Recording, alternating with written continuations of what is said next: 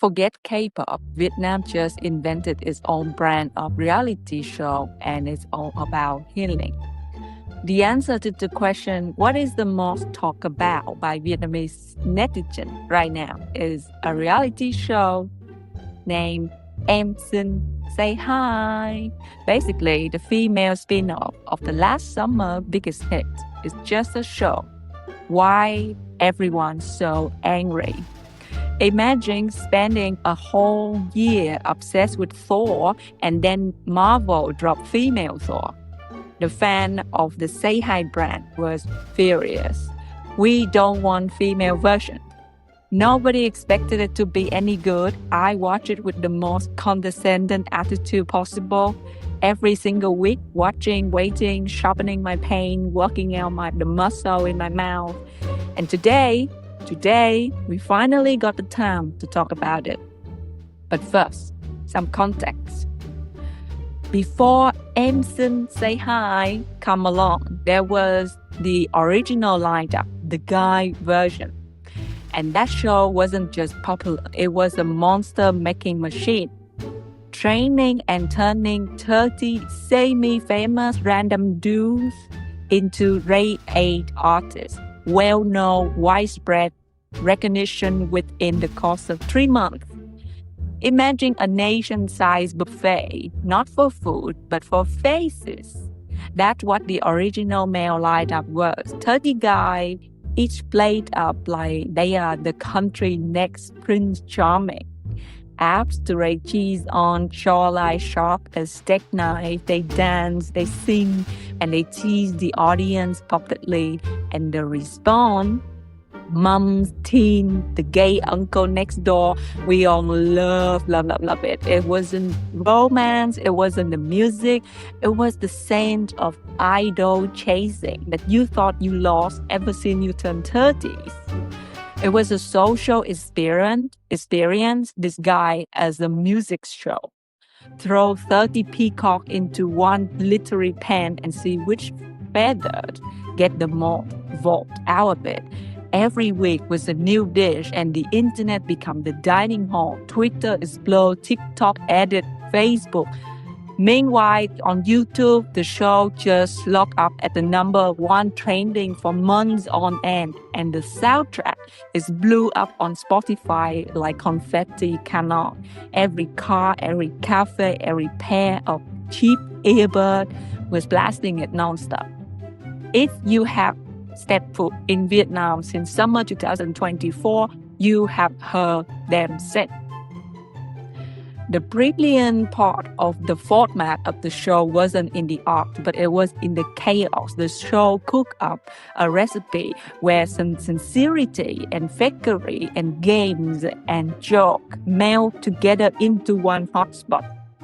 So you couldn't tell if you were watching someone telling their feeling or a line that were rehearsed in front of a mirror 100 times. And that mystery, that perfect seasoning was addictive, you know? You choose your favorite guy and you choose who to support to get into the final. And by the final, the show have done more than entertain. It had manufactured celebrity overnight. Vietnam best son-in-law and stuffed the producer pocket with pie of gold. It was less a TV series or reality TV. It's more an assembly line, jumping out idols for the masses, 30 at a time. And naturally, when a buffet makes so much money, what do the producer do? Sequel. Same recipe, only this time, they want to change the gender. If you put 30 men into a room, what do you get? Brotherhood. You put 30 women into a room and well, let's say the MC wasn't ready for his karma and the audience was not ready at all.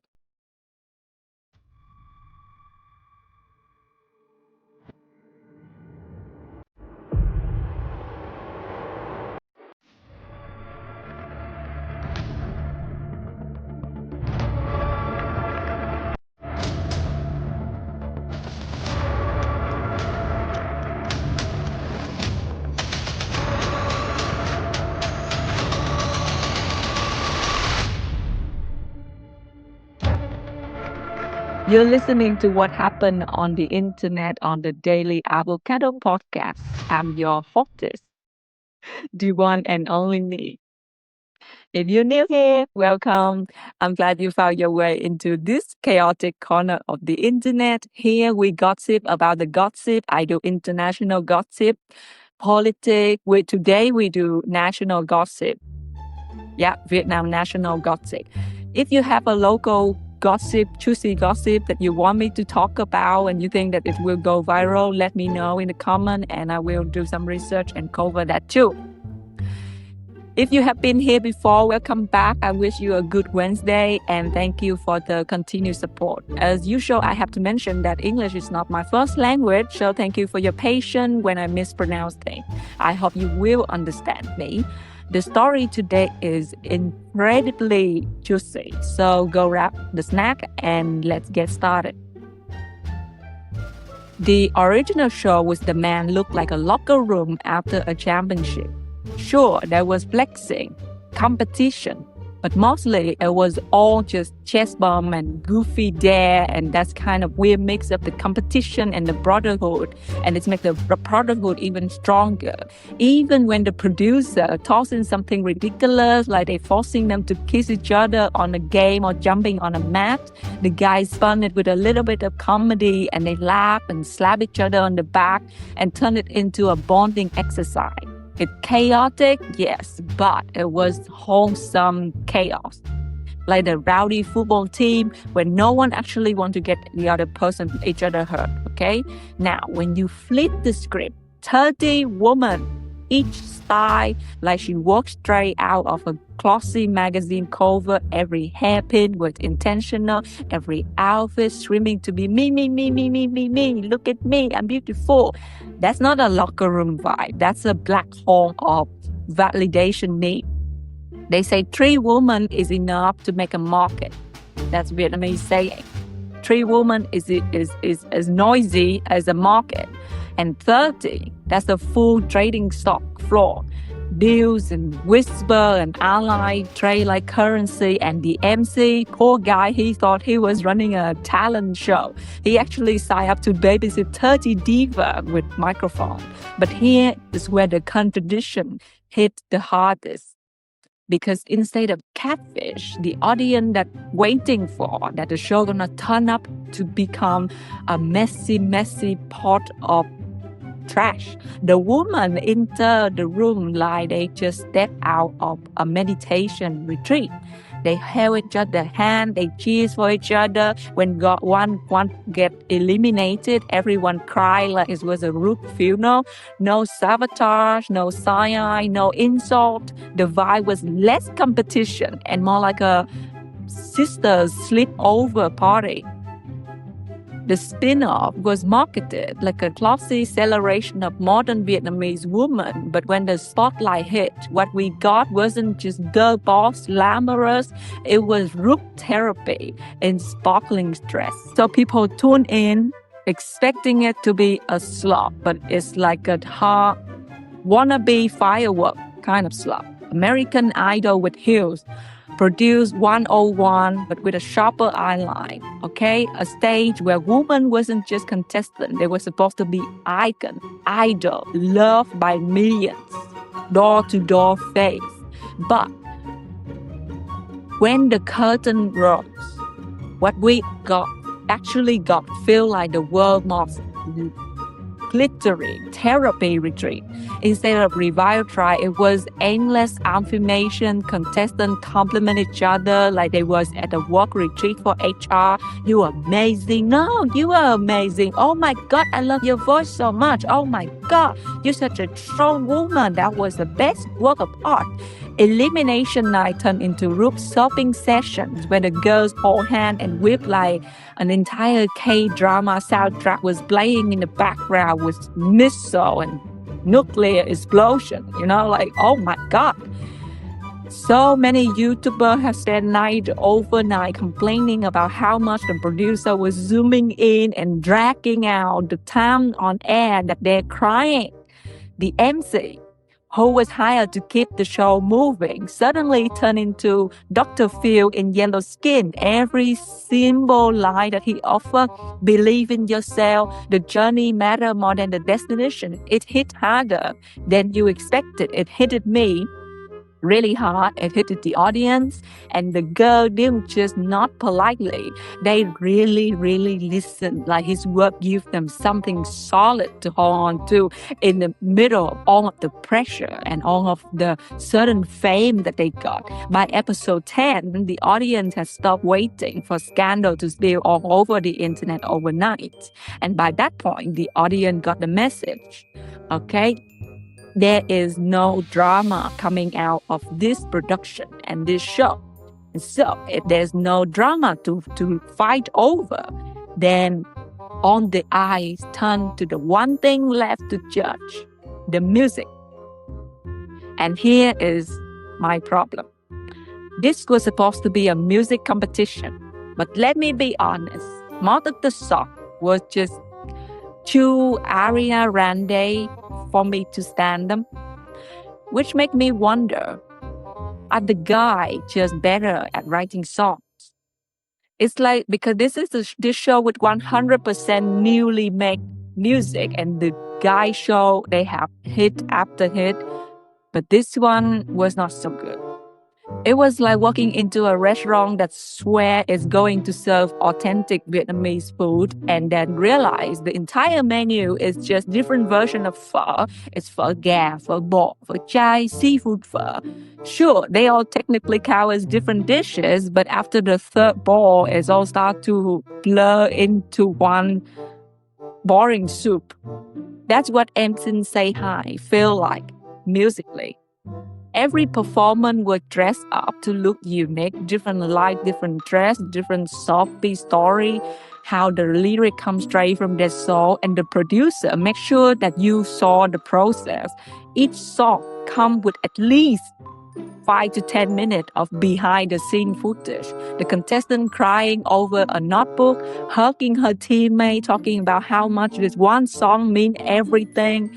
By the time they finally step on stage, you was crammed to believe you were about to hear a masterpiece. And this format worked for the guy version because actually many masterpieces come out. But then when the music for the girl star, instead of flavor for the soup, you got the formula. The high note stacked like whipped cream, the dramatic run pie on like too much chili oil. The chorus was predictable. You could hum them halfway through the first verse. It wasn't bad. There's no bad music, exactly, but it was just too, as I say, Ariana Grande. You know what it's like. It's polished, shiny, technical, impressive, and it's all tastes the same. It's the loud, chill type of music. It's classy, yes. It's memorable, no. Half the time I forgot what song I have just heard by the time the next performance started. Don't get me wrong, these girls, they could sing. They had the vocal job. If they stand alone, sure, anyone can carry a tune. The real problem was the resonance. Out of the 30 contestants, maybe 4 had voice that could sing you into the deepest room of darkness, the kind of tone that wrap around your ear and refuse to let go. They have those kind of voice. But the other 26, they all just sound the same. And when the show threw them together into a room, which is the format of the show, I mean, you cannot complain. Their voice just failed to build the harmony and help each other up. They cancel each other out. Before you could fall in love with one voice that would actually have that resonance and power to hook into your brain, her line ended. And you were left squinting your screen and wondering and wait and going back and see who just sang that line. And here was the format of the show saved us. Because the final stage is stripped all of that noise away. No more hiding in a room. No more blending into someone else's chorus. One stage, one mic, one voice. And for the first time, we could finally hear those girls, who those girls really were. 13 weeks of chaos, crying and bad joke, all building up to this, the final showcase. No more allies, no more backup dancer, just raw talent. It's bold. Show us what you got.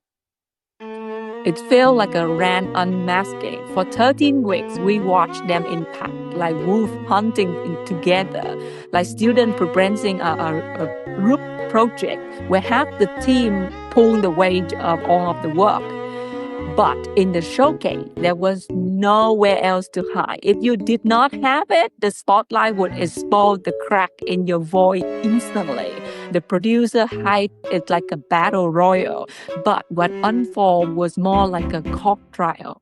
Each contestant stood there, the nation as jury, leading her case, not with words, but with music. The stake wasn't just the elimination itself, it was exposing the imposter.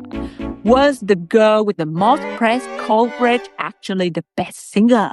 Did people love her because of real talent or because we was all being brainwashed by the spotlight? And beneath all of the glitter and the fame of the Say Hi brand, who actually had something more, something that lasts? One song comes from a girl who sang like Greek was her native language. One other song comes from a girl carrying the weight of the entire nation, culture. But we more about that later. For once, the show wasn't about who could say the most healing positive thing in front of the camera. It escaped the zone of trashy reality TV and become what it was supposed to be. A stage producing a new generation of artists with songs that sank deep into the heart of the audience. Her stage name was 52 Hertz, the frequency of the world's loneliest wail. And it wasn't about the lyric or her voice, it's the way she sang it. Scientists discovered a whale that sings at a different frequency. No other whale on Earth sings at the same frequency as this guy. And as the inevitable consequence, Mr. 52 Hertz whale couldn't find a mate. A canary with a broken voice, doomed to be lonely for the rest of its existence. That's the name she chose for herself. And to take a name like that, you better be deep, because let me be real with you. For 13 weeks, I didn't see any deepness in her. No credit. Why her team member praised her as talented and the audience labeled her as authentic. All I saw was the 20-something girls trying too hard to look deep or be deep. I don't know. A wannabe poetic poet with sparkling stage light. To me, her branding was too big of a shoe for her weak character. That's what I thought. Then she slapped my condescending ass in the face with a chair. She walked on stage looking like a half-baked princess in a cupcake shape of a dress. The music was dreamy, the lyric was sweet and fairy tale, but her face wasn't happy, and the contrast is confused the hell out of me.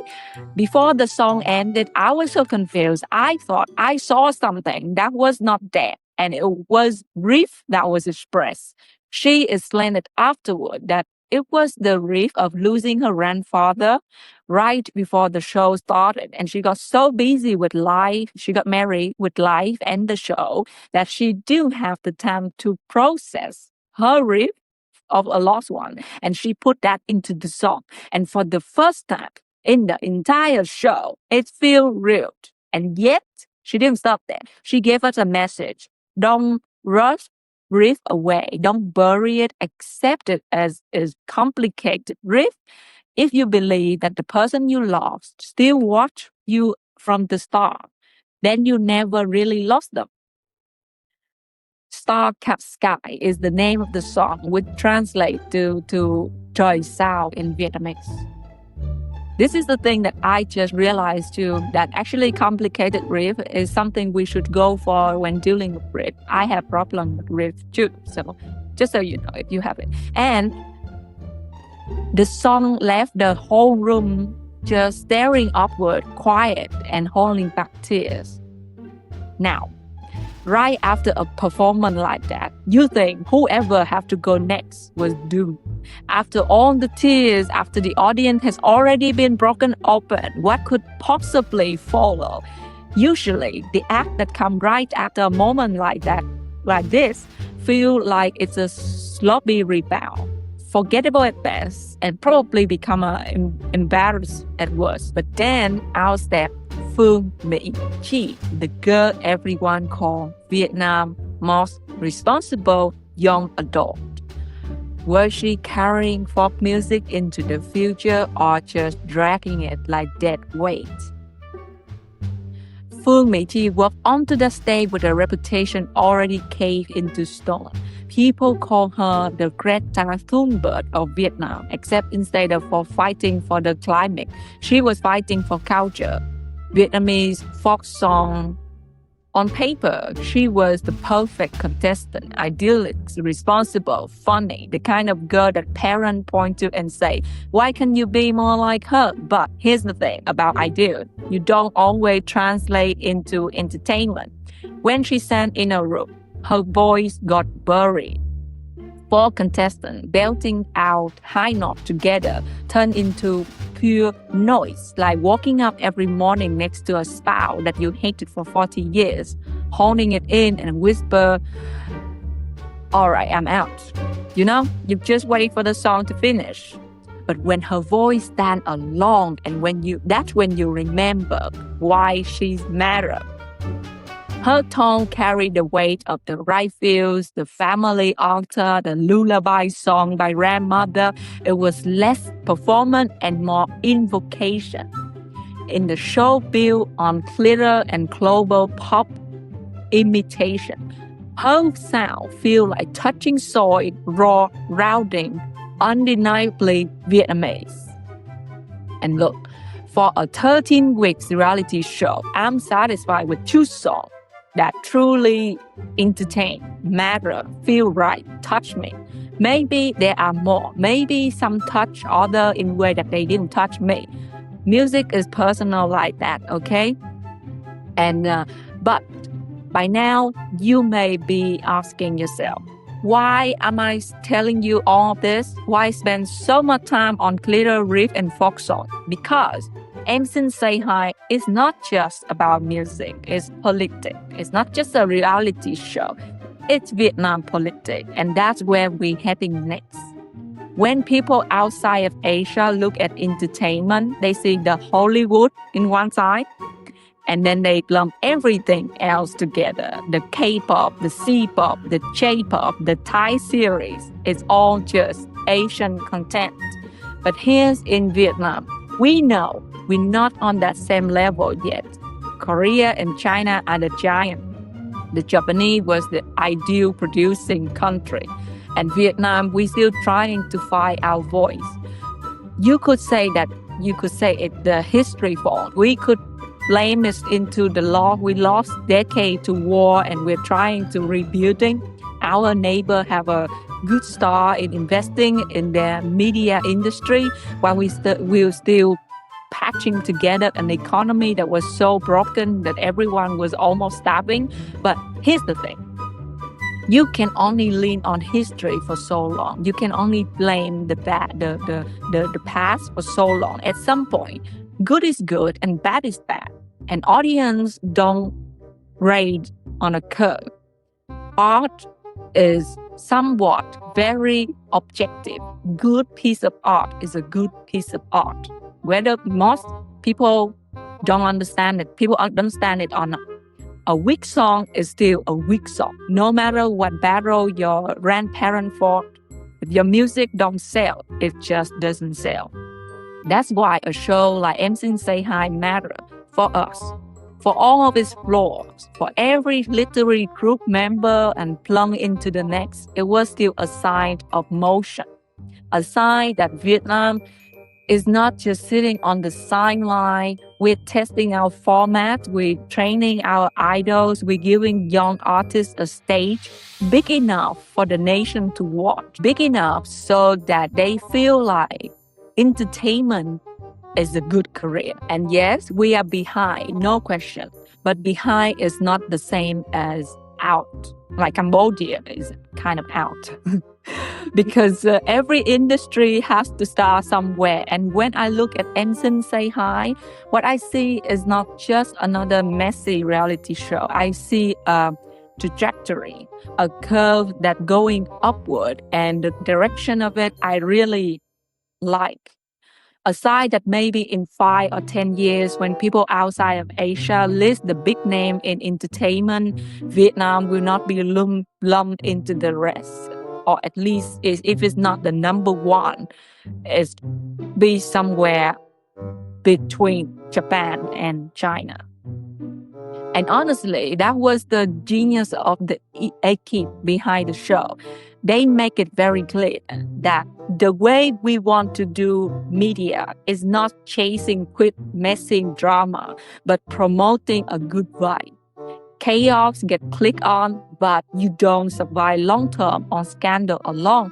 What lasts is the connection, the harmony, the feeling of even in competition, people can lift each other up. It's the same principle you see in Korean entertainment. This is show business. This is no place for personal bad behavior, toxic scandal. Professional attitude and hard working is value best here. And honestly, this was the genius of the equipe. Okay, they make it clear. Vietnam doesn't want to build its industry on cheap scandal. That's the standard Vietnam is starting to aim for. And Xinh Say Hi, for all of its imperfection, was a glimpse of what that future could be like. Honestly, the postcard could end here. We talk about the contestant, the song, the industry, even the equipe behind it all. But there's a one piece that I cannot leave out, because as much as this show was about the girls, the real clue holding everything together was the MC.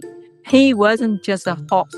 He's the gel in the soup, the thing that you didn't always notice, but without it, the whole dish just falls apart. 13 weeks, not many memorable songs.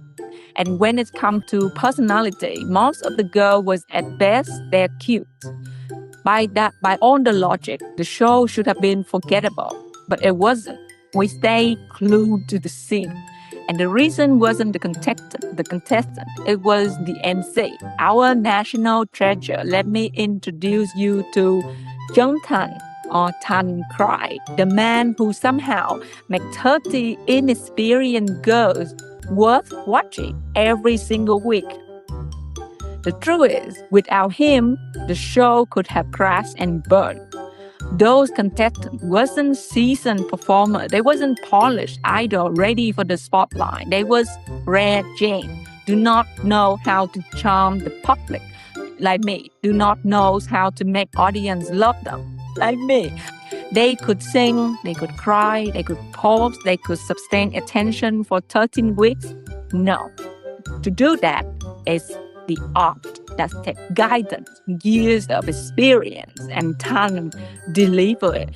He was less of a host and more of a conductor of the chaos, waiting his baton over 30 unpredictable instruments and somehow pulling out a symphony. And I'm telling you, I studied this guy because I wanted to know how did he do it. So I printed out everything that he said and studied it line by line. And the way this guy introduced people, the way this guy get people to talk, the way that he asked questions, wasn't just filler, it was strategy. It wasn't just introduction to the next performer. He dug deep enough for the girl to open up, to show their vulnerability, to connect with the people watching them at home.